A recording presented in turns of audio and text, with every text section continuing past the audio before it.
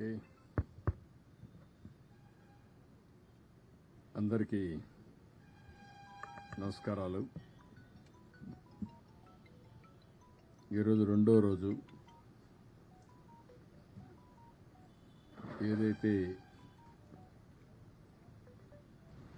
వరద కార్యక్రమాలపైన సహాయం చేయడం కానీ, ఎక్కడికక్కడ ఒక పక్క వరదని నియంత్రణ చేయడం కోసం ప్రయత్నం చేయడం, ఇంకొక పక్కన ప్రాణ నష్టాన్ని తగ్గించడానికి ఎన్ని విధాల ప్రయత్నం చేయాలనో అన్ని విధాల ప్రయత్నం చేయడం. ఇది కాకుండా వాళ్ళందరినీ పునరావాసం కానీ ఇమ్మీడియట్గా వారికి కావాల్సినటువంటి నిత్యావసర వస్తువులన్నీ కూడా ఫుడ్ ఎట్టే విధంగా సప్లై చేయాలని చేయడం కోసం ప్రయత్నం చేశాం. నిన్న ఈవినింగ్ ఏదైతే బుడమేరు, ఈరోజు సింగ్ నగర్ పూర్తిగా మునిగిపోవడానికి కారణం బుడమేరు. ఏదైతే బుడమేరు కానీ ప్రాపర్గా బ్రీచెస్ లేకుండా ఉండి, అదే సమయంలో ఆ నీళ్లు కృష్ణానది కొన్నొచ్చి కొన్ని కొల్లేరు సదస్సు పోవాల్సిన అవసరం ఉంది. కొల్లేరుకు పోవాల్సిన నీళ్లు ప్రీవియస్ గవర్నమెంట్ హయాంలో 2 పెద్ద బ్రీచెస్ వాడడం, ఆ బ్రీచెస్ నేను వచ్చి కూడా 80 రోజులే అయింది. ఈ 80 రోజుల్లో నోటీస్ చేయలేకపోవడం, దానివల్ల ఈ ప్రమాదం వచ్చే పరిస్థితి వచ్చింది. ఇంకొక పక్కన కృష్ణా నదిలో కూడా దగ్గర చరిత్రలో ఎప్పుడూ రాని విధంగా 11,45,000 క్యూసెక్స్ ఆఫ్ వాటర్ వచ్చింది. కృష్ణా నది డిజైన్ చేసింది ఈ యొక్క గేట్స్ అయితే ప్రకాశం బ్యారేజ్లో 11,90,000కు డిజైన్ చేశారు. ఫుల్ కెపాసిటీ 11,90,000 టేకప్ తీసుకుంటుంది. ఈరోజు మనకు వచ్చింది 11,43,000 వచ్చింది. ఇది historic record, first of it's kind.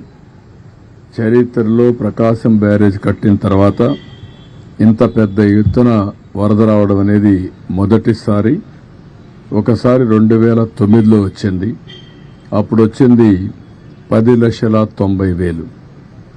ఈసారి 11,43,000 వచ్చే పరిస్థితి వచ్చింది. ఇది దానివల్ల కూడా మీరు ఒకసారి చూస్తే భవానీపురంలో ఏదైతే రోడ్డు క్రాస్ అయ్యి అక్కడి నుంచి స్వాతి థియేటర్ ఇవన్నీ కూడా ఆ ఏరియా సబ్మర్జ్ అయ్యే పరిస్థితి వచ్చింది. అదే సమయంలో ప్రికాషన్ తీసుకున్నటువంటి కృష్ణ లంకలో ఒక పక్క నేనున్నప్పుడు ఒక వాల్ కట్టాం. తర్వాత అక్కడ మున్సిపల్ కార్పొరేషన్ ఆ ట్రీట్మెంట్ ప్లాంట్ పెట్టి దాని మీద నీళ్లు రాకుండా ఉండడానికి ఒక వాల్ కట్టారు. అప్పుడు మేము కట్టింది 18 అడుగులు కట్టాం, వాళ్ళు కట్టింది 14 అడుగులు కట్టారు. దాని పక్కన కొత్త గవర్నమెంట్ వచ్చినాక కట్టారు. ఏదైతే 14 అడుగులు కట్టారో ఆ 14 అడుగులు పొంగి కృష్ణా నుంచి నీళ్లన్నీ కూడా కృష్ణ లంకలోకి వచ్చే పరిస్థితికి వచ్చాయి. ఇది ఎప్పుడు కూడా ఊహించని పరిణామం. ఇంకొక పక్కన ఏదైతే ఈరోజు భవానీపురంలో స్వాతి థియేటర్ ద్వారా వచ్చే నీళ్లన్నీ మళ్ళీ ఆ నీళ్లని కూడా వ్యాంబే కాలనీకి ఇవన్నీ వచ్చేసి మొత్తం కలిసిపోయే పరిస్థితి వచ్చింది. ఇది ఏ విధంగా హ్యాండిల్ చేయాలనో అన్ని విధాల ప్రయత్నం చేశాం. కానీ ఈరోజు ఏదైతే వాటర్ రిసీడ్ అయిన తర్వాత కృష్ణా నుంచి అక్కడ భవానీపురంకి వచ్చే నీళ్లు తగ్గాయి, ఓవర్ఫ్లో తగ్గింది, అది కంట్రోల్ అయింది. కృష్ణా లంకలో కూడా కంట్రోల్ అయ్యే పరిస్థితి వచ్చింది.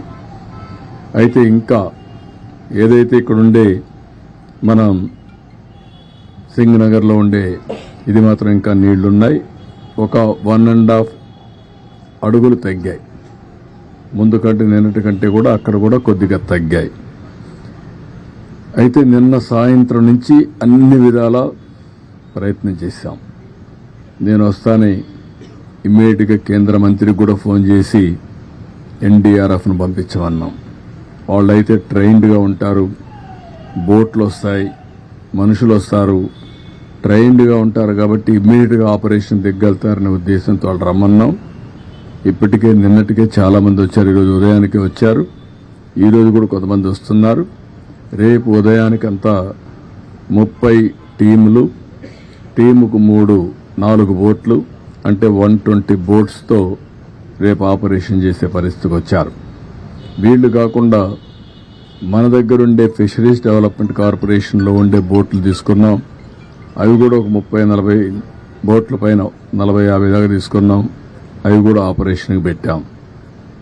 ఈరోజు ఇవన్నీ చేసి చాలా వరకు కొంతవరకు రీచ్ అయ్యాం. ఇంకా చివరి ప్రాంతాల్లో రీచ్ కాలేకపోయాం. నాకు కూడా చాలా బాధ ఉంది. ఎందుకంటే ఎన్ని ప్రయత్నాలు చేసినా, ఎంత పుష్ చేసినా, అధికార యంత్రాంగాన్ని ఎంత మేమందరం కలిసి వర్కౌట్ చేసినా లాస్ట్ మైల్లో మేము ఫుడ్ సప్లై చేయలేకపోయాం. దానికి కారణం వచ్చిందంతా కూడా బిగినింగ్లో ఉండే వాళ్ళల్లో ఎమోషన్ రావడం, వాళ్ళకు కూడా అవసరం రావడం, అక్కడి నుంచి ఎక్కడికక్కడ వాళ్ళు ఫైట్ చేసి తీసుకునే పరిస్థితి రావడం, లాస్ట్ మైల్కి రీచ్ కాలేకపోవడం. ఎవరు పోయినా బిగినింగ్లో ఈ పక్క చేసుకుంటూ ఇటే రావడం జరిగింది. దీనివల్ల చాలా ఒక బాధ, మానవత్వానికి చాలా బాధేసే పరిస్థితి వస్తుంది. ఓసారి నిస్సహాయత, ఇంకొకసారి బాధ. ఎందుకంటే చాలా మంది ఈరోజు చూస్తే చాలా ప్యాథటిక్ స్టోరీస్. నేను సాయంత్రం మళ్ళీ వెళ్ళాను. నేను 6-7 సార్లు వెళ్ళుంటాను. నేను సకల విధాల ప్రయత్నం చేస్తున్నా. ఎట్టి పరిస్థితుల్లో లాస్ట్ మైల్కి ఇవ్వాలనేది నా యొక్క ప్రగాఢమైనటువంటి ఆకాంక్ష. ఎట్టి పరిస్థితులు చేయాలనే దృఢ సంకల్పం. కానీ ఎన్ని చేసినా చేయలేకపోతే ఈరోజు నేను చూస్తే ఒకసారి చాలా బాధేస్తుంది. ఒక అతను 1 సంవత్సరం అబ్బాయి తీసుకొని వచ్చాడు. తీసుకొని వచ్చి ఏడుస్తున్న దగ్గరికి వచ్చి, నా భార్య వదిలేసి వచ్చాను ఈ పిల్లవాడి కోసం, వీడిని బతికించుకోవడం కోసం నేను భార్యను కూడా వదిలిపెట్టి ఇక్కడికి వచ్చాను, పలానా ఇంట్లో ఉంది, నా భార్యను తీసుకురండి అని చెప్పి ఏడ్చే పరిస్థితికి వచ్చాడు. ఒక పెద్ద ఆయనైతే వైఫ్, డాటర్, మా ముందరిని ఆ వైఫ్ పెయింట్ అయిపోయే పరిస్థితికి వచ్చింది. ఆవిడ్ని తీసుకురావడానికి సమస్యలు. ముసలవాళ్ళు నడవలేరు, బాగా వర్షపు నీళ్లు తడిచిపోయారు. తడిచిపోయిన తర్వాత బట్టలు కూడా లేవు, రోడ్డు మీద కూర్చునే పరిస్థితికి వచ్చారు.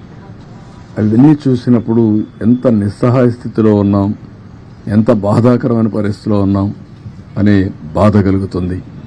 అందుకే ఈరోజు మళ్లీ ఆలోచించాం. ఈరోజు స్పష్టంగా 32 డివిజన్లకి 32 సీనియర్ ఐఏఎస్ ఆఫీసర్లు పెట్టాను. అదే మరిగా 149 గ్రామ సచివాలయాలు కార్పొరేషన్లో ఉన్నాయి. 30 గ్రామ సచివాలయాలు రూరల్ ఏరియాలో ఉన్నాయి. 179 ఉన్నాయి. 179కి 179 మంది ఇన్ఛార్జెస్ పెట్టాం. ఒక గ్రూపు 2 సర్వీస్ కింద, ఐఏఎస్ కింద ముఖ్యమైన నాయకులు పెట్టాం.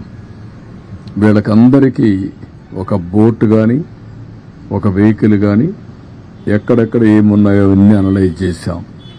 ఉదాహరణ, కొంతమంది నడిచిపోయే పరిస్థితి వస్తుంది. ఇప్పుడు బాగా వెసులుబాటు వచ్చింది కాబట్టి ఒక ట్రాక్టరో ఒక వ్యానో పెట్టుకొని ఫుడ్ పాకెట్స్ అన్ని డిస్ట్రిబ్యూట్ చేసే పరిస్థితి వస్తుంది. కొంతమంది బోటే కావాల్సి వస్తుంది, బోటు ద్వారా ఇవ్వాలి. కొంతమంది ఏదైతే నడిచి కూడా నేను చెప్పాను ఇచ్చే అవకాశం వస్తుంది. కొన్ని ప్రాంతాల్లో ఓసారి రీచ్ కాలేనప్పుడు, రీచ్ అయినా కూడా సరిగా చేయలేనప్పుడు 6 హెలికాప్టర్లు ఉన్నాయి. హెలికాప్టర్ల ద్వారా ఫుడ్ అంతా కూడా డ్రాప్ చేసే పరిస్థితి వస్తుంది. దానికి కూడా ప్రణాళికలు తయారు చేశాం. రేపంతా ఒక 6 హెలికాప్టర్ కూడా పనిచేస్తాయి. ఈరోజు కొత్తగా ఒక వినూత్నంగా ఏదైతే డ్రోన్స్ అన్ని ఒక 8-8 డ్రోన్స్ పెట్టి ఒక 10,000 మందికి ఫుడ్ పాకెట్స్ అందజేయగలిగాం. ఈరోజు నేను చూశాను, కొంతమంది మేము ఫుడ్ ఇస్తే ఆ ఫుడ్ అవసరం, ఆ ఫుడ్ని వాటర్లో కూడా లాక్కపోయే పరిస్థితికి వచ్చారు. మోయలేక వాటర్లో మోసుకొని వెళ్తే కంటామినేషన్ వచ్చే ప్రమాదం వస్తుంది. ఆ కంటామినేషన్ వస్తే లేనిపోని రేపు డయారియా ఇవన్నీ అనేక సమస్యలు వస్తాయనే ఉద్దేశంతో ఇప్పుడు ఈ డ్రోన్స్ పెట్టి, డ్రోన్ అయితే చాలా ఈజీగా వెహికల్ నుంచి నేరుగా బిల్డింగ్ పైకి పంపిస్తారు. ఆటోమేటిక్ తీసుకోగలుగుతున్న 2 minutesలో ఆపరేషన్ అవుతా ఉంది. రేపు ఒక 30-35 డ్రోన్స్ కూడా పెట్టాం. అది కానీ సక్సెస్ అయితే ఇంకా ఎన్ని పెట్టాలో పెట్టి ఇంకా టైం కూడా లేదు. We're operating. అవైలబిలిటీలో ఉండే డ్రోన్స్ అన్ని కూడా తీసుకొచ్చి పెట్టాం. అదే మరిగా ప్రతి ఒక్క బోట్లో కానీ ప్రతి ఒక్క వెహికల్లో కానీ ఒక ఆక్టోపస్ కానీ గ్రే హౌండ్స్ కానిస్టేబుల్ పెట్టాం. ఎందుకంటే వాళ్ళది సమర్థవంతంగా చేయగలుగుతారని పెట్టాం. అదే సమయంలో లోడింగ్ అన్లోడింగ్ ప్రాబ్లం ఉంటే ఏపీఎస్పీ స్టాఫ్ ఉన్నారు, పోలీసులు ఉన్నారు, వాళ్ళ సర్వీసులు కూడా ఉపయోగించుకోవాలని వాళ్ళని కూడా పెట్టాం. అంటే ఇవన్నీ కూడా ఎందుకు చేస్తున్నామంటే ఎక్కడ కూడా ఒక చిన్న నిర్లక్ష్యం ఉండకూడదు. ఎట్టి పరిస్థితిలో లాస్ట్ మైల్లో ఉండే వ్యక్తులకు చేరవేయాలి. వాళ్ళ ప్రాణాలు చాలా ముఖ్యం.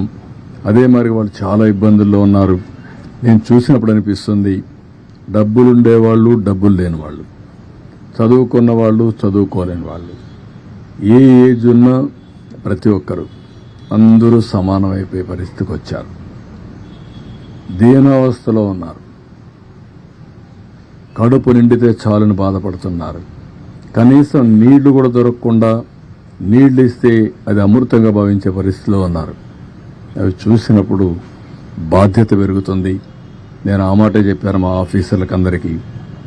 ఈరోజు ఈ కష్టకాలంలో ఉన్నప్పుడు మనందరి మీద ఒక గురుతరమైన బాధ్యత ఉంది. మీరు ఆ పని చేయండి. నాకు రాత్రికి రేపు ఎల్లుండి 3 days మాత్రం రాజీ లేదు. 0 tolerance. అందరం కలిసి పనిచేయాలి. ఎక్కడ కూడా ఏమాత్రం కూడా అశ్రద్ధ వహించడం, నిర్లక్ష్యంగా ఉండడం, కష్టాల్లో ఉండే వాళ్ళతో మాట్లాడే విధానం కూడా చాలా ఇంపార్టెంట్. ఒకసారి ఎమోషనల్గా మాట్లాడతారు, హిస్టీరిక్గా మాట్లాడతారు. ఎందుకంటే నిన్నటి నుంచి భోజనం లేదు, కళ్ళ ముందర పిల్లలకు భోజనం పెట్టలేకపోయారు, పేషెంట్లుగా ఉండే పేరెంట్స్ని చూసుకోలేకపోయారు. అవన్నీ చూసినప్పుడు ఎవరికైనా కోపం వస్తుంది, బీపీ పెరుగుతుంది, ఆవేశం వస్తుంది. అలాంటి సమయంలో మనం వాళ్ళని సముదాయించాలి, ఎప్పటికప్పుడు వాళ్ళకి గౌరవించాలి. వాళ్ళు గట్టిగా మాట్లాడినా మీరు వాళ్ళని ఏ విధంగా మెప్పించాలనో మెప్పించి మనం ఏం చేయాలనో చేయాలని చెప్పి కూడా చాలా స్పష్టంగా చెప్పాను. మా వాళ్ళు కూడా చేస్తారని చెప్పి ఆశిస్తున్నా. నేను సర్వేలు కూడా కండక్ట్ చేసుకుంటున్నా. ఎక్కడికక్కడ ప్రజాభిప్రాయాన్ని మేము ఇచ్చినట్టు చేరాయా లేదా అని కూడా అడుగుతున్నాం. దానివల్ల కూడా నాకు సమాచారం వస్తుంది. ఆ సమాచారాన్ని బేస్ చేసుకుని మళ్ళీ అక్కడ పంపించవలసిన నిత్యావసర వస్తువులన్నీ పంపిస్తాం. ఇది phase 1లో మేము చేసే కార్యక్రమం. ఇది అయిన తర్వాత ఎక్కడికక్కడ శానిటేషన్, ఇప్పటి నుంచే శానిటేషన్ పైన కూడా శ్రద్ధ పెట్టాల్సిన అవసరం ఉంది. కొన్ని ప్రాంతాల్లో ఒకరిద్దరు చనిపోయారు కూడా అంటున్నారు. దాన్ని కూడా, ఎందుకంటే నిన్న ఈరోజు ఈ నీళ్ళల్లో ఓసారి బయట వచ్చినప్పుడు కానీ అలాంటప్పుడు ఒకరిద్దరు చనిపోయింటే అవన్నీ కూడా అకౌంట్ ఫర్ చేయాల్సిన అవసరం ఉంది. దానిపైన కూడా శ్రద్ధ పెడతాం. ఇవన్నీ చేస్తూనే శానిటేషన్ కంప్లీట్ చేసి వాళ్లకు పునరావాసం చేయడానికి మళ్ళా ఏం చేయాలనో అవి కూడా ఫైనలైజ్ చేస్తాం. దాన్ని కూడా తొందరగా కంప్లీట్ చేసి ఈ టీంతోనే టోటల్గా మళ్ళీ వాళ్ళకు ఒక నమ్మకం ఇచ్చి, మళ్ళీ ఒక భరోసా ఇచ్చి వాళ్ళందరినీ కూడా ఏ విధంగా ఆదుకోవాలని ఆదుకున్న తర్వాతనే ఇక్కడి నుంచి కదలబోతున్నాం. ఇది ఈరోజు కార్యక్రమం. కానీ ఏమీ తెలియని నాయకులు కనీసం వీళ్ళ పీరియడ్లో ఆ రోజు ఏదైతే మనం ఈ డ్రైన్, బుడమేరు డ్రైన్ కనీసం బ్రీచ్ అయింది కూడా తెలియదు. బుడమేరుకు గేట్లు ఉన్నాయని మాట్లాడతారు. వీళ్ళు ఎట్లా సీఎంలు అయ్యారో నాకైతే అర్థం కాదు. అది నేరుగా వస్తుంది, దానికి కాలువలో వచ్చి పోతే కృష్ణాకి వెళ్తుంది, అది కూడా తెలిసి ఉండదు, లేకపోతే కొల్లేరుకు పోతుంది. తెలియాలని లేదు, కనీసం తెలుసుకోవాలని ఉండాలి. అది కూడా తెలియకుండా మాట్లాడే పరిస్థితి.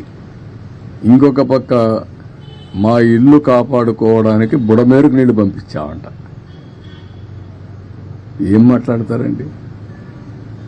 ఎంత అజ్ఞానం, లేకుంటే విచ్చలవిడితనం. ఏది చెప్పినా నమ్మతారని, ఏదో ఒకటి వాగితే ఏమీ చేయలేదని. వచ్చింది వర్షాలు నిన్న రాత్రి జరిగింది, తెల్లవారే కొందుకు అందరం పరిగెత్తి ఎక్కడెక్కడుందో అన్ని జిల్లాల్లో కూడా ఫుడ్ పాకెట్స్ తయారు చేసి కొన్ని ఎయిర్ లిఫ్ట్ తీస్తున్నాం, కొన్ని తెప్పిస్తున్నాం. ఇక్కడ హోటలర్స్ అందరికీ చెప్పాను, ఇది మీ బాధ్యత. గవర్నమెంట్ ఈరోజు మేము డిమాండ్ చేస్తున్నాం, కమాండ్ చేస్తున్నాం, ఆదేశాలు ఇస్తున్నాం. ఎవ్వరికి ఎగ్జంప్షన్ లేదు.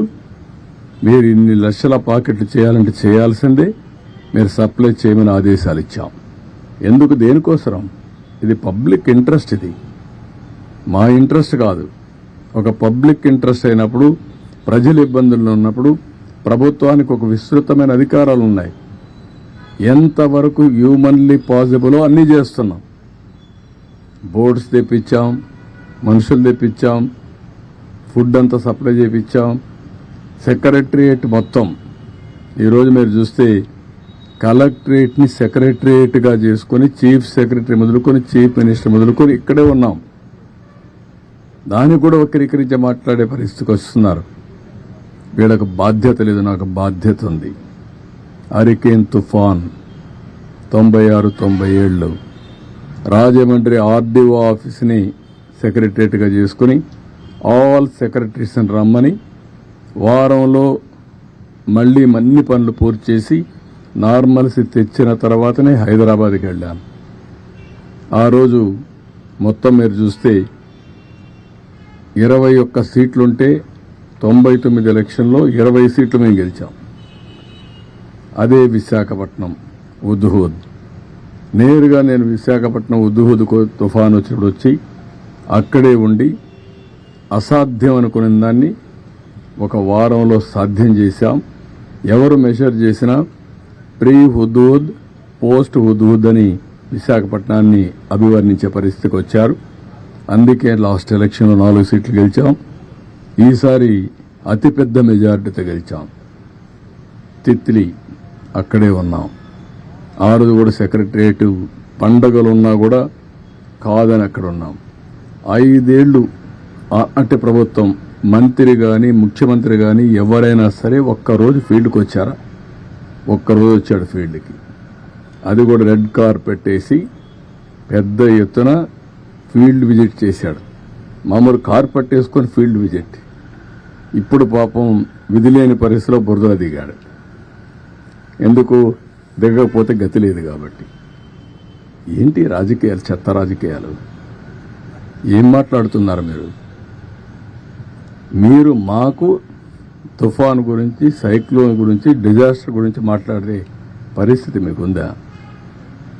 తెలుగుదేశం పార్టీ ఎప్పుడు కూడా ఒక బాధ్యత కలిగిన పార్టీ. ఎవరికి ఎక్కడ కష్టమున్నా సమర్థవంతంగా, అది కూడా ఒక శ్రద్ధతో పనిచేసే పార్టీ. పేదవాడికి ఎక్కడా ఇబ్బంది లేకుండా చేయడం కోసం అన్ని విధాల ప్రయత్నం చేసే పార్టీ. దాన్ని వెకిలి చేసి మాట్లాడడం, లేకపోతే వీళ్ళ యొక్క క్రిమినల్ నేచర్, ఆ క్రిమినల్ నేచర్తో ఏం చేస్తారో తెలియదు మనకు.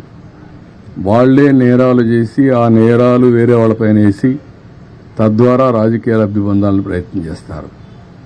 చాలామందికి అనుమానం ఉంది రాష్ట్రంలో, ఏంటి ఇవన్నీ ఎట్ట జరుగుతున్నాయని. మామూలుగా నా గవర్నమెంట్లో, నేను ఎప్పుడు గవర్నమెంట్లో ఉన్నా రౌడీజం కానీ, ఫ్యాక్షన్ పాలిటిక్స్ కానీ, వైలెన్స్ కానీ, లా అండ్ ఆర్డర్ వైలేషన్స్ కానీ ఎప్పుడు ఉండవు. అలాంటిది ఈ మధ్యకాలంలో అక్కడక్కడ తోక తిప్పే పరిస్థితికి వస్తున్నారు. తోక తిప్పే పరిస్థితికి వస్తున్నారు అంటే కొంతమంది రాజకీయ ముసుగులో పెత్తనం చేయొచ్చు, తప్పించుకోవచ్చు అనుకుంటున్నారు. కానీ రాజకీయ ముసుగులో మీరు తప్పించుకోలేరు. ఇష్ట ప్రకారం చేస్తే ఎవరిని వదిలిపెట్టాం. మొన్నే గుడ్లవల్లేరులో మీరు చూశారు. ఏం మాట్లాడారండి మీరు? మాకు సిన్సియారిటీ ఉంది. అందుకే నేను ఫారెన్సిక్ ఎక్స్పర్ట్స్ అందరినీ తీసుకొచ్చి నేషనల్ లెవెల్లో ఉండే మేధావులతో అందరితో పెట్టి, ఎక్స్పర్ట్స్తో పెట్టి కేసు ఎస్టాబ్లిష్ చేస్తాం. తప్పు చేశారని తెలిస్తే ఎంత పెద్దవాడున్నా వాడిని వదిలిపెట్టాం. దాన్ని ఎస్టాబ్లిష్ చేయడానికి చేస్తే దానిపైన కూడా ఇష్ట ప్రకారం మాట్లాడే పరిస్థితికి వచ్చారు. ఇవన్నీ తప్పుడు ఆరోపణలు కట్టిపెట్టండి, వాస్తవాలు మాట్లాడండి. ఏమీ తెలియకుండా బుడమేరు గేట్లు ఎత్తలేదు, ఎత్తారు అని మాట్లాడడం, లేకపోతే ముఖ్యమంత్రి గారి ఇంటికి ముంపుకు గురి కాకుండా ఏంటంటే గురి అయితే నీళ్లు వచ్చాయి, వస్తాయి, ఏమైపోతుందండి? అందరి ఇళ్లకు వచ్చాయి. మొత్తం విశాఖపట్నం సగం మునిగింది, నీళ్లు వచ్చాయి. నీళ్లు వచ్చినప్పుడు ఏమవుతుంది? అదే మరిగా అమరావతి, ఏదో నీళ్లు వచ్చేసే అమరావతి మునిగిపోయింది, అమరావతి దాని మీద ప్రాపగండా. ఏమీ జరగలేదు అక్కడ. ఇలాంటి తప్పుడు ప్రచారం చేసి, తప్పుడు ఇది చేసి ఏదో రాజకీయ లబ్ధి పొందాలనుకుంటున్నారు. ఇది కరెక్ట్ కాదు. నేను ఎప్పుడూ 45 ఏళ్లు నా రాజకీయ జీవితంలో ఇంత పనికిమాలిన పార్టీని, పనికిమాలిన ప్రచారాన్ని ఎప్పుడు చూడలేదు. ఏది ఏమైనా తెలుగుదేశం పార్టీ చాలా స్పష్టంగా ఉంటాం. ఎక్కడికక్కడ ఇలాంటి తప్పుడు ప్రచారాల్ని ఖండిస్తూ, ఎవరైనా సరే నేరాలు చేసి రాజకీయ లబ్ధి పొందాలనుకుంటే మాత్రం చాలా స్పష్టంగా ఉంటాం. ఆ విషయం గుర్తుపెట్టుకోవాల్సి హెచ్చరిస్తున్నాం. ఎవరికి ఇవ్వాలి? ఎవరికి ఇవ్వాలి ఇన్ఫర్మేషన్ తెలియదా? గేట్లు ఎత్తడంలో ఇన్ఫర్మేషన్ ఇవ్వలేదా? ఏ గేట్లు అయితే ఎప్పుడు ఇన్ఫర్మేషన్ ఇవ్వాలి? ఫస్ట్ నుంచి ఎవ్రీడే మీరు, నేను, ప్రజలు అందరికీ, రైతులకు ఇన్ఫర్మేషన్ ఇవ్వలేదా? ఆల్ ప్రాజెక్ట్స్ని జాగ్రత్తగా మేనేజ్ చేస్తూ ఏ ప్రాజెక్టులో ఎంత వాటర్ ఉందని చెప్పలేదా? పైన ఎంతెంత వాటర్ వస్తుందని ఎప్పటికప్పుడు చెప్పలేదా? ఏ రోజు జరిగింది? లాస్ట్ డే ఏదైతే మన సైక్లోన్ క్రాస్ అయ్యేది శ్రీకాకుళంలో, కళింగపట్నంలో క్రాస్ అవుతుందనుకుని అక్కడే క్రాస్ అయింది. క్రాస్ అయిన తర్వాత ఈ రెయిన్ఫాల్ అంతా కళింగపట్నంలో పడుతుంది అనుకుంటే అంత మునుపంతా రెయిన్ అంతా పడింది గుంటూరు, కృష్ణాలో పడింది. ఆ తర్వాత ఖమ్మం, నల్గొండలో పడింది. నల్గొండ, ఖమ్మంలో పడింది. మళ్ళా ఎక్కడికి వచ్చింది? నేరుగా ప్రకాశంకి వచ్చింది. ఈ మన బుడమేరు కానీ పక్కనుండే ఇంకా కొన్ని డ్రైన్స్ కానీ అన్నిట్లో నీళ్లు వచ్చాయి. దాంట్లో వచ్చిన అడిషనల్గా వచ్చే వాటర్ ఇది శ్రీశైలం అప్పటికే నిండిపోయింది, నాగార్జునసాగర్ నిండింది, పులిచింతలు నిండింది. అక్కడి నుంచి హెవీ రెయిన్ఫాల్తో ఆయన్ని వచ్చాయి. ప్లస్ ఇక్కడ పడిన వర్షంతో ఈ నీళ్లు వచ్చాయి. ఇక్కడ ఎక్కువ వర్షం పడింది, లోకల్ క్యాచ్మెంట్లో నీళ్లు వచ్చాయి. ఆల్ ఆఫ్ ఏ సడన్ కమ్ముకొని వచ్చి వీళ్ళు చేసిన తప్పుడు పని, మానవ తప్పిదం. ఆ రోజు వీళ్ళు బ్రీచ్ చేసింది కానీ మేము కానీ చెక్ చేసుకొని ఉంటే, ఆ బ్రీచెస్ క్లోజ్ చేసుంటే ఇప్పుడు ఈ నీళ్ళు వచ్చే పరిస్థితి లేదు. ఇది నువ్వు అనలైజ్ చేసుకొని మాట్లాడాలా, తెలియకపోతే నేర్చుకొని మాట్లాడాలా. ఏదంటే ఇది మాట్లాడతాను, ఏదో ఇన్ఫర్మేషన్. ఏమి ఇన్ఫర్మేషన్ అది? ఈరోజు నిన్న జరిగితే ఈరోజు అన్ని జిల్లాల్లో కూడా వండించి తీసుకొచ్చి 3,50,000 మందికి ఇప్పటికి తిండి పెట్టాం. ఇంకొక 1,00,000 మందికి పెడతాం. ఇప్పుడు రాత్రికి కూడా ఇస్తున్నాం. ఎక్కడ చేయలేదంటే రెడీనెస్ రాత్రికి ఇప్పుడే కదండి. రాత్రి జరిగితే తెల్లవారే కొందికి ఒక 120 బోట్లు తెప్పించామే. ఎక్కడి నుంచి వచ్చే బోట్లు, ఎక్కడి నుంచి ఆపరేట్ చేస్తాం మీరు చూడలేదా? మరి అక్కడి నుంచి మొత్తం ఫుడ్ అంతా కూడా తీసుకెళ్ళాం, ప్రొక్యూర్ చేసాం. అది ఒక బాధ్యత. మేము వీళ్ళ కోసం అపోజిషన్ ఇచ్చేలా ఒక బాధ్యతకం చేసాం. అవన్నీ ముందుకు వచ్చాం.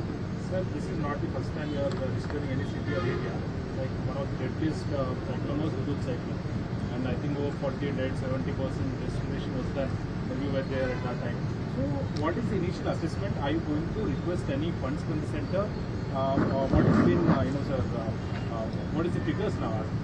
And also It, casualties. in my career, this is the biggest disaster. Never in the past we had some events, either Udhod, Hurricane, Titli, but compared to that, here human suffering, property loss is the biggest. We are requesting Government of India to declare as national calamity. We will send all the reports to them. We will request Government of India to give some funds liberally to complete all these things, and also how to recover loss for the people. Any figures, sir? Tomorrow, day after tomorrow, I will give you. Even there is a huge loss of crop, and also some more assets, even private assets and public assets. All these things we will estimate. We will send it to Government of India at the earliest. That's why first I reported to Home Minister. I seek his assistance, and also I requested PM. He also responded positively. Both I have briefed them. Next step is we request them to help us. Sir Budameru కంట్రోల్లోకి వచ్చినట్టుగానే భావించాలి sir ఇప్పుడు మొత్తం ఎంతమంది yeah water అయితే స్లోగా తగ్గుతుంది. ఇప్పటికే 1.5 feet తగ్గింది. రాత్రికి ఇంకా తగ్గచ్చు. ఇక్కడ కూడా మీరు చూస్తే 11,20,000 క్యూసిక్స్ వచ్చాం 8 o'clockకి. ఇప్పుడు ఇంకా తగ్గుతుంది. కాబట్టి కృష్ణా నదిలో కూడా తగ్గింది, బుడమేరు కూడా తగ్గుతా ఉంది. అందుకని సిటీ కూడా కొద్దిగా ఈజీ అవుట్ అవుతా ఉంది. రేపు ఎల్లుంటికి ఈ సింగ్ నగర్ కానీ పరిసరాల్లో కానీ నీళ్లు బాగా తగ్గితే ఈజీ అవుట్ అయిపోతుంది. We're working on that. రసం బ్యారేజ్ గేట్ల మీద ప్రమాదం వాటిల్లని సోషల్ మీడియాలో ప్రచారం చేస్తున్నారు. దానివల్ల ప్రజలు ఆందోళన. అలాగే అమరావతి కూడా పూర్తిగా మునిగిపోయింది, రాజధాని అమరావతిలో కూడా మొత్తం ఏదైతే అనుకున్న ప్రచారం జరిగింది. నేనేమంటానంటే రెండు విషయాల్లో కూడా క్రిమినల్స్ కొంతమంది ఈ రాష్ట్రంలో ఉంటే, వాళ్ళు రాజకీయాల్లో ఉంటే ప్రజలకు కూడా ఎవ్రీడే అనుమానాలు వస్తాయి. నాకు కూడా అనుమానం వస్తా ఉంది. 2 బోట్లు వచ్చే చూశాను, ఎక్కడి నుంచి వచ్చే తెలియదు. వచ్చి నేరుగా ప్రకాశం బ్యారేజ్ని ఢీకొన్నాయి. ఆ ప్రవాహంలో ఒక విధంగా ఆలోచిస్తే అది ప్రమాదమే, కానీ అది ఎక్కడ హిట్ చేయాలని అక్కడ హిట్ చేయకుండా వేరే ప్రాంతంలో హిట్ చేసింది కాబట్టి కొంతవరకు సేఫ్ అయింది. ఇప్పుడు దాన్ని కన్నయ్య నాయుడు ఈరోజు వచ్చి చూశాడు, ఏ విధంగా చేయాలి, ఎట్లా సేఫ్టీ ఆఫ్ ది ప్రాజెక్ట్ కాపాడుకోవాలనో కాపాడుకునే పరిస్థితి వస్తుంది. ఇప్పుడు చాలామంది దాని మీద దీంట్లో కూడా కుట్ర ఉందని అనుమానించే పరిస్థితికి వచ్చారు. ప్రైమా ఫేసి నేను ఆలోచించలేదు, కానీ ఒకసారి వివేకానందరెడ్డి మర్డర్ చేసి గుండెపోటని చెప్పగలిగిన వాళ్ళు ఇలాంటివి కూడా చేయొచ్చేమో. వి కెనాట్ ఇది. ఈరోజు రేపల్లి ఏదైతే బండ్ ఉందో అక్కడ పెట్రోలింగ్ పెట్టే పరిస్థితికి వచ్చాం ఈ దొంగల కోసం, నేరస్తులతో. ఎప్పుడన్నా ఆలోచించామంటే పెట్రోలింగ్ పెట్టాలని? నాకెప్పుడు లేదు. 1-2 సార్లు పెట్రోలింగ్ ఎందుకు పెట్టానంటే, నాగార్జున సాగర్ లెఫ్ట్ మెయిన్ కెనాల్లో రైతులు నీళ్లు రానియకుండా ఉంటే సమైక్య ఆంధ్రప్రదేశ్లో ముఖ్యమంత్రిగా చివరి భూములకు నీళ్లు తేవడానికి పెట్రోలింగ్ పెట్టి డిఎస్పీని ఆర్డీఓని పెట్టి నీళ్లు తీసుకొచ్చాను. నౌ క్రిమినల్స్ ఎవరైనా కానీ బ్రీచెస్ చేస్తారేమో అనే భయంతో ఇప్పుడు పెట్రోలింగ్ పెట్టమని చెప్పాను నేను డీజీపీకి, ఇప్పుడు సిఎస్కి ఇద్దరికి. What is the fate? Amaravati ఎందుకు పనిగట్టుకొని మీరు ప్రచారం చేస్తున్నారు మునిగిపోయిందని? మీరు చూడండి, ఒక విష ప్రచారం వైఎస్ఆర్ కాంగ్రెస్ పార్టీ దానికి సంబంధించిన బ్లూ మీడియాలోనే స్టార్ట్ అవుతున్నాయి. ఇదే పని పెట్టుకున్నారు. ఇదే పని పెట్టుకొని ప్రతి ఒక్క దాన్ని విష ప్రచారం చేస్తూ మభ్యపెట్టే విధంగా చేసే పరిస్థితి వచ్చారు. కొన్ని ఇక్కడ ఇంకా ఎస్టాబ్లిష్ చేయలేదు, కానీ అనుమానం వచ్చే పరిస్థితి కూడా వస్తుంది. కానీ ఎవరిని వదిలిపెట్టను, చాలా ఫర్మ్గా ఉంటాం. గుడ్ల వల్లేర్లు ఏంటండి మీ పని? సిగ్గుందా మీకు? 300 వీడియోలు ఉన్నాయా? ఇవన్నీ తీశారా? అన్ని యూనివర్సిటీలో తీస్తున్నారా? ఎవడు చెప్పాడు మీకు? అంటే ఆ పిల్లల భవిష్యత్తు అవసరం లేదు మీకు? ఓసారి అక్కడ జరిగిన సంఘటన పట్ల పిల్లలు ఆవేశంగా ఉన్నారు. ఆవేశంగా ఉంటే రాజకీయ నాయకుడిగా, ఒక ఎల్డర్లుగా నా బాధ్యత ఏంటి? ఆ పిల్లల్ని మెప్పించి ఏం జరిగిందో జరగలేదో అన్ని ఎస్టాబ్లిష్ చేసి, జరిగితే కఠినంగా శిక్షించి, జరగకపోతే జరగలేదని చెప్పి వాళ్ళల్లో మనోధైర్యాన్ని నింపవలసిన మేము 300 వీడియోలు తీసేశారని చెప్పి ఆ 300 వీడియోలు ఉన్నాయని దేశం అంతా పంపించి డిగ్నిఫైడ్గా ఉండే ఇన్ఫ్లుయెన్సర్ కూడా పెట్టిస్తారా మీరు? ఏమనుకుంటున్నారు మీరు? ఒళ్ళు దగ్గర పెట్టుకోవాలా. ఆడపిల్ల శీలాన్ని లెక్కలేని విధంగా మీ ఒక్కొక్కరు మనం చూస్తున్న ఆ పార్టీలో ఎలాంటి చరిత్రహీనులు ఉన్నారు. ఆడబిడ్డల పట్ల ఎంత దారుణంగా ప్రవర్తించే ఉన్నారు మనం చూసాం. కనీసం వాళ్ళపైన యాక్షన్ తీసుకోకుండా ఏమీ లేనిది ఇక్కడ నెపమేసి ఆడబిడ్డల భవిష్యత్తుని అంధకారంలో పెట్టే పరిస్థితికి వస్తున్నారు. కబద్దారు గుర్తుపెట్టుకోండి. అందుకే నేను ఒక టాప్ లెవెల్ ఎక్స్పర్ట్స్ కమిటీ వేశాను, పోలీస్ ఆఫీసర్లు వేశాను. నిగ్గుదేలుస్తాం. అది నిగ్గుదేల్చడమే కాదు, ఆ తర్వాత ఇలాంటి తప్పుడు కేసులు పెట్టిన వాళ్ళు కూడా నోటీసులు చేంజ్ చేయాలని చేస్తాం.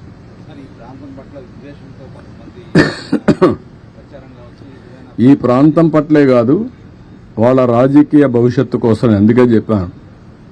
ఇక్కడ ఒక భూతం ఉంది, ఈ భూతం ఉన్నంత వరకు అందరూ భయపడతారు రావడానికని. అలాంటి భూతమే అతను, ఆ పార్టీ. ఇది మంచిది కాదు. నీ రాజకీయం కోసం 24 గంటలు ఇదే పని అయితే ప్రజలు ఏ విధంగా హర్షిస్తారండి? ఏ రాజకీయ నాయకుడైనా చేయాల్సింది ప్రజాహితం కోసం పనిచేయాలి, ప్రజల్ని ఎంపవర్ చేయాలి, తద్వారా రాజకీయ లబ్ధి పొందాలని ఆలోచించాలి తప్ప సమాజం ఏమైపోయినా పర్వాలేదు, అమరావతి రాకపోయినా పర్వాలేదు, ఇండస్ట్రీస్ లేకపోయినా పర్వాలేదు, ఆడబిడ్డలు ఏమైనా పర్వాలేదు అనే దరిద్రమైన రాజకీయం చేయడం కరెక్ట్ కాదు. ఓకే, ఇంతవరకే ఈరోజు. ఎందుకంటే రేపు నాకు ముఖ్యంగా వరదలు దాని మీదనే మాట్లాడదాం. అతను చెప్పాడు కాబట్టి ఇవన్నీ చెప్పాల్సి వచ్చింది. Otherwise this is not the time. ఇప్పుడే గుత్తికొండ శ్రీనివాస్, ఫ్లారిడా, యుఎస్ఏ ఈ వరదల కోసం సహాయం కోసం 1 కోటి రూపాయలు విరాళం ఇవ్వడానికి వచ్చారు. వారిని మనస్ఫూర్తిగా అభినందిస్తున్నా, ధన్యవాదాలు తెలియజేస్తున్నా. ఇప్పుడు నేను శ్రీనివాస్ గారిని ఒక ఆదర్శంగా తీసుకుని రాష్ట్రంలో, దేశంలో ఉండే ప్రతి ఒక్కరిని కోరుతున్నా, ఇది ఒక మంచి కాస్. ఇది ఇక్కడుండే వరద బాధితుల్ని పూర్తిగా ఆదుకోవాల్సిన అవసరం ఉంది. ఇది అందరి బాధ్యత. మేము మా బాధ్యత నెరవేరుస్తాం. ప్రభుత్వం చేయాల్సిన పనులని చేస్తాం. ప్రతి ఒక్కరిని రిక్వెస్ట్ చేసేది, మీరు కూడా ముందుకు రండి. మీకు తోచిన విధంగా మీరు కూడా సహకరించి ఏ విధంగా ఈ వరద బాధితులను ఆదుకోగలుగుతామో ఆదుకునే దానికోసం ముందుకు రావాల్సిందిగా ప్రతి ఒక్కరికి విజ్ఞప్తి చేస్తున్నాం. Okay,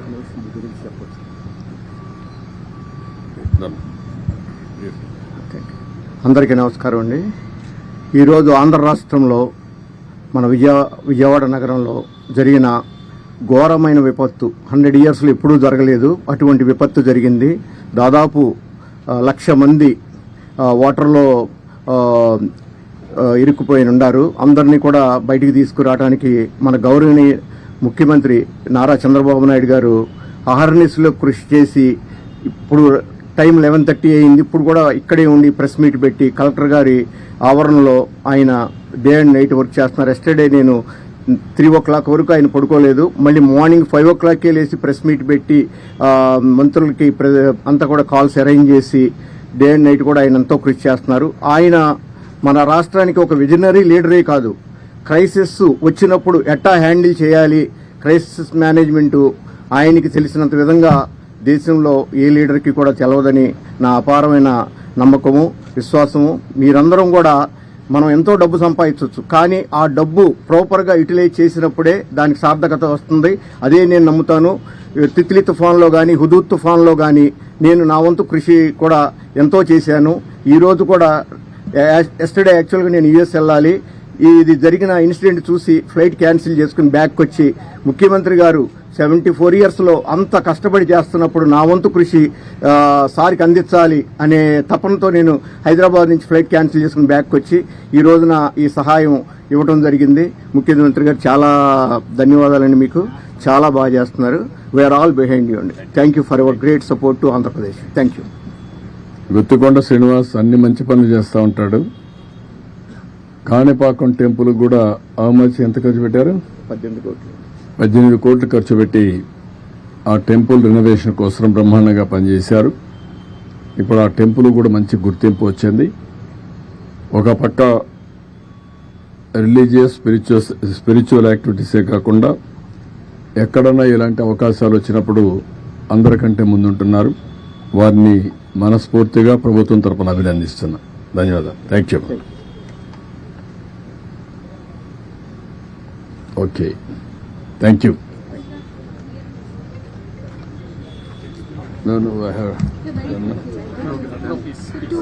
Please. No, sir, as a teleconference, please.